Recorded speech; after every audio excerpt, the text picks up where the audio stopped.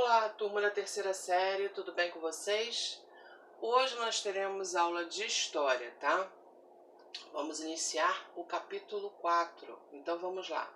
Terceira série, capítulo 4, História, aula 1. Hoje nós vamos falar do período pré-revolucionário, né? O período pré-revolução francesa, né? Não vamos entrar diretamente no período da Revolução Francesa, porque primeiramente é necessário que vocês entendam, né, como estava a situação da França antes de iniciar a Revolução, tá, pessoal? Então vamos lá. Bom, grave crise econômica na França, tá? Por volta de 1789, a França era o país mais populoso da Europa Ocidental, com aproximadamente 25 milhões de habitantes. Como sociedade típica do antigo regime, sua população estava dividida em 3 ordens ou estados, tá? O clero, a nobreza e o restante da população, incluindo a burguesia, ok? Cada uma dessas ordens dividia-se internamente em grupos menores, né? Muitas vezes rivais entre si. Vejamos como eram essas divisões. Prestem atenção, pessoal. Vamos lá. Primeiro estado, constituído pelo clero, que era composto de aproximadamente 120 mil pessoas. Dividia-se em alto clero, baixo clero, ok? E o segundo estado, constituído pela nobreza, era composto de aproximadamente 350 mil pessoas. Dividia-se em 3 grupos principais: nobreza cortesã, nobreza provincial e nobreza de toga, tá? E o terceiro estado era constituído pela grande maioria da população francesa, cerca de 96%. Reunia mais de 24 milhões de pessoas em diversos grupos sociais, entre os quais podemos distinguir camponeses, os sans-culottes. Mas o que eram os sans-culottes, pessoal? Vou explicar. Era uma camada social urbana de aproximadamente 200 mil pessoas, concentradas em Paris e compostas de aprendizes de ofícios, assalariados e desempregados que viviam à margem da sociedade, ou seja, os marginalizados, né? E a pequena burguesia, que era composta de pequenos comerciantes e artesãos. Também existia a média burguesia, pessoal, composta por profissionais liberais, como médicos, advogados, professores e comerciantes. E a alta burguesia, banqueiros, grandes empresários e comerciantes. Então podemos observar que, além do povo, né, quem constitui o terceiro estado? A pequena, a média e a alta burguesia. Vamos entender lá na frente por que esse fator foi super importante para o processo revolucionário na França, tá? Vamos lá. Então, aí chegamos aos problemas econômicos, né? Já falamos sobre as 3 ordens sociais, agora vamos falar sobre os problemas econômicos existentes naquela época. Bom, desde os meados do século XVIII, a economia francesa apresentava sinais de crise em vários setores, tá? Setor de alimentos. A agricultura era a base da economia na França. Cerca de 86% da população trabalhava no campo, tá? No entanto, sua produção não estava atendendo de modo satisfatório à demanda de alimentos. Por quê? Problemas climáticos, como secas e inundações, agravaram ainda mais a situação desde 1784. Com a baixa produtividade, o preço dos alimentos subiu. Como resultado, a maioria da população nas cidades e no campo enfrentava uma situação de miséria e de fome. E o setor têxtil? Prestem atenção, tá? A indústria têxtil francesa passava por grandes dificuldades devido à concorrência dos tecidos ingleses, que invadiram o mercado externo da França, né? Isso ocorreu porque, a partir de 1786, quando França e Inglaterra firmaram um tratado estabelecendo que os ingleses exportariam tecidos para a França, enquanto os franceses exportariam linho para a Inglaterra, né? Muitos trabalhadores do setor têxtil ficaram desempregados. né? Isso tudo aumentou muito o quê? A miséria e a fome, né? Aumentou muito o número de famintos e marginalizados. Paralelamente, a burguesia ligada à manufatura, ao comércio, foi ficando cada vez mais insatisfeita, mais descontente. Então, podemos observar que são uma série de elementos, né, que foram se aglutinando, que foram se formando e desembocaram em quê? Em uma revolução, né? O povo com fome, vivendo na miséria, desempregados, a burguesia, que detinha o poder econômico, né, estava insatisfeita, e aí tudo foi contribuindo para o processo revolucionário. Vamos lá. Agora vem o mais absurdo de todos. Prestem atenção, pessoal. Setor de finanças públicas. O governo francês atravessava séria crise financeira desde o reinado de Luís XIV, tá? As despesas do Estado eram muito superiores às receitas do Tesouro Público. Essa situação foi agravada por quê? Pelas guerras em que o país se envolveu na Europa. Então vamos analisar. Primeiramente, a França se envolveu na Guerra dos 7 Anos. Mas o que foi a Guerra dos 7 Anos, professora? Vamos lá. Ela ocorreu entre 1756 a 1763. Bom, foi uma guerra entre a Inglaterra e a França que disputavam a posse de terras na América do Norte. Beleza. A Inglaterra venceu a guerra. A França também se envolveu na guerra pela independência dos Estados Unidos em 1783.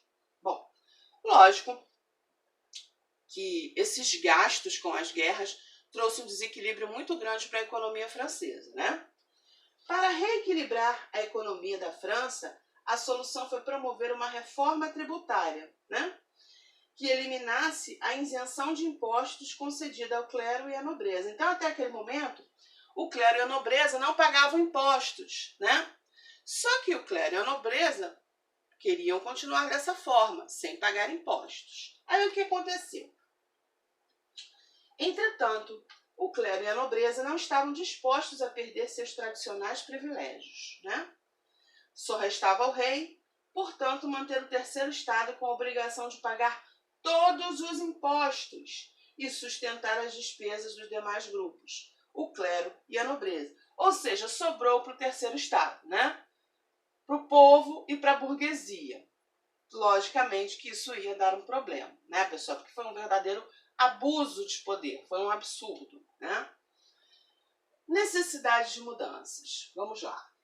Inconformados com a manutenção dos privilégios do clero e da nobreza, no contexto da crise geral da sociedade francesa, os diversos setores do terceiro estado passaram a reivindicar a igualdade de todos perante a lei. Bom, setores da burguesia, mais conscientes de seus interesses econômicos, defendiam uma reestruturação do Estado, tá? Que favorecesse o desenvolvimento do capitalismo na França. Isso significava, por exemplo, o combate ao absolutismo monárquico, a excessiva intervenção na economia, a intolerância filosófica e religiosa e os privilégios hereditários da nobreza e do clero, entre outras medidas, tá? Então, a burguesia estava formulando uma série de fatores, né, que tinham que ser eliminados para poder haver um desenvolvimento econômico e social na França, tá? Ou seja, a monarquia estava atravancando o desenvolvimento francês. No plano teórico, o fundamento filosófico para a mudança desejada foi encontrado no pensamento dos filósofos do iluminismo, tá? Então foi através dos filósofos iluministas que a revolução foi ganhando força, tá, pessoal? Especialmente os franceses como Voltaire e Rousseau. No período pré-revolucionário, as discussões dos ideais iluministas tornaram-se públicas, olha isso, passando a ser comentadas nos salões, nos cafés, entre outros lugares. Além disso, várias associações foram formadas para divulgar os textos iluministas, né? Então, foi organizada toda uma propaganda, né, dos ideais iluministas, né, do pensamento filosófico iluminista. Como acabamos de ver, a França passava por uma grave crise econômica, pessoal, já que as despesas do Estado, bem como eram bem maiores do que a receita, né? Então não dava, a conta não fechava. A França estava no vermelho, ok? Para contornar a crise, o rei pretendia promover ampla reforma tributária. Se não fosse possível cobrar mais tributos do terceiro estado, teria de cobrar impostos da nobreza e do clero, como eu já expliquei anteriormente, né? Bom, inconformados com a situação, o terceiro estado começou a se manifestar, né? E aí o que aconteceu? Em 1787, foi realizada a convocação da Assembleia dos Estados Gerais, tá? Sentindo-se ameaçados em seus privilégios tradicionais, em 1787, a nobreza e o clero pressionaram o rei a convocar a Assembleia dos Estados Gerais. A Assembleia dos Estados Gerais era uma instituição parlamentar antiga, muito tempo, que não se reunia há pelo menos 175 anos, tá? Participaram dela representantes dos 3 estados. Seu sistema de votação era feito por estados, ou seja, vou explicar. Cabia um voto para cada ordem. Assim, o clero e a nobreza, unidos, sempre teriam 2 votos a mais contra um voto do terceiro estado, tá? Embora a Assembleia não tivesse poder de decisão, ela podia apenas opinar. Aí, o rei cedeu à pressão e convocou os Estados Gerais, né? Que se reuniram em maio de 1789. Perdão, pessoal. As consequências da convocação da Assembleia dos Estados Gerais revelaram-se devastadoras tanto para a nobreza como para o regime absolutista, representado pelo rei. Por quê? Isso ocorreu por 2 razões básicas. As forças conservadoras do clero e da nobreza subestimaram a capacidade política do terceiro estado, né? Só que o terceiro estado, né, era composto não só pela massa, pelo povo, mas pela burguesia, que era esclarecida, tá? E pelos filósofos iluministas também, ok? Bom, a multidão de pobres no campo das cidades estavam desesperadas, estavam com fome, vivendo na miséria e queriam uma solução, né? Então, quando a pessoa está com fome, ela parte para a violência. Gente, isso é fato. Isso é fato. Não deixe uma nação com fome. Você vai gerar pessoas violentas. As pessoas se tornam selvagens quando tem fome. Isso é do ser humano. Então, você sempre tem que procurar manter uma nação, de preferência, alimentada. É o mínimo, né? Assim, as eleições para a escolha dos deputados, né? A Assembleia dos Estados Gerais transcorreram em meio a grande agitação popular, que favoreceu o quê? Os objetivos políticos do terceiro estado, ou seja, no povo da burguesia, né? Que já estava assim, já não aguentava mais, né? Com os abusos da monarquia e do clero da nobreza. Ok. Esse clima pode ser percebido claramente por todo o país, né? Nas diversas assembleias locais que preparavam a reunião dos Estados Gerais. Nessas assembleias, os representantes das diferentes ordens manifestavam suas reivindicações por meio dos cadernos de queixas, né? O que eram cadernos de queixas, pessoal? Eram documentos que eram registrados as propostas de cada ordem. A burguesia aproveitou a oportunidade para divulgar seu programa de reformas, né? Por meio de intensa propaganda. Então, a propaganda, pessoal, é a alma do negócio. Quer atingir o poder? Faça propaganda, né? E as massas camponesas e urbanas tiveram pela primeira vez espaço para demonstrar em termos políticos toda a sua insatisfação, todo o seu descontentamento com a monarquia, né? Bom, aí o que acontece, pessoal? Assembleia Nacional Constituinte, tá? Logo na abertura da Assembleia dos Estados Gerais, reunida no Palácio de Versalhes, iniciou-se o conflito entre as ordens privilegiadas, né? Nobreza e clero, e um terceiro estado. A nobreza e o clero queriam continuar a votar os projetos pelo sistema tradicional, isto é, por grupo, valendo um voto para cada ordem, independente do número de representantes.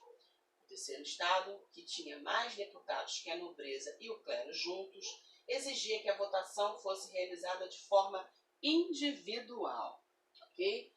Só assim, né, o terceiro estado teria condições de vencer e fazer valer as suas decisões. Apoiados pelo rei, Os representantes da nobreza e do clero, recusaram a proposta do terceiro estado e o impasse paralisou os trabalhos. Assim, revoltados, os representantes do terceiro estado proclamaram em 17 de junho de 1789 a Assembleia Nacional Constituinte, com o objetivo de elaborar uma nova Constituição para a França. Olha, pessoal, tenham noção como o terceiro estado tinha força, como eles se organizaram enquanto instituição, né? E ficaram mais fortes do que o rei, o clero e a nobreza juntos. Olha isso. O rei reagiu ordenando o fechamento da sala de reuniões, na tentativa de dissolver a Assembleia Constituinte. Mas os representantes do terceiro estado, liderados pela burguesia, transferiram-se para o salão de jogos do palácio, que era utilizado pela nobreza. Nesse local improvisado, decidiram permanecer reunidos até seus objetivos serem alcançados.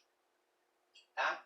Então, esse episódio, ele foi um fator assim, um divisor de águas, né, para o começo da Revolução, tá, pessoal?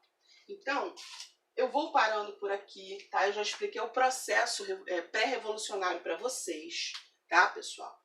Esse é um assunto extremamente extenso, tá? São muitos anos de revolução, então a Revolução Francesa ela tem várias etapas. A etapa de hoje foi o período pré-revolucionário, né?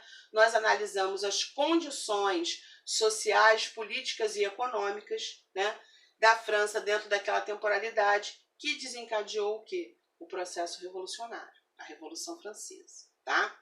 Então, como atividade de hoje, eu vou pedir para vocês realizarem a D1, História, capítulo 4, aula 1. Respondam, qual era o interesse da burguesia diante da crise econômica da França? Tá, pessoal? E com relação aos exercícios diversos, número 7, página 25, questões 1, 2, 3 e 4. Ok, pessoal? Então, qual foi o desfecho? Bom, a partir do momento que o terceiro estado, a Assembleia Nacional Constituinte, tá, foi promulgada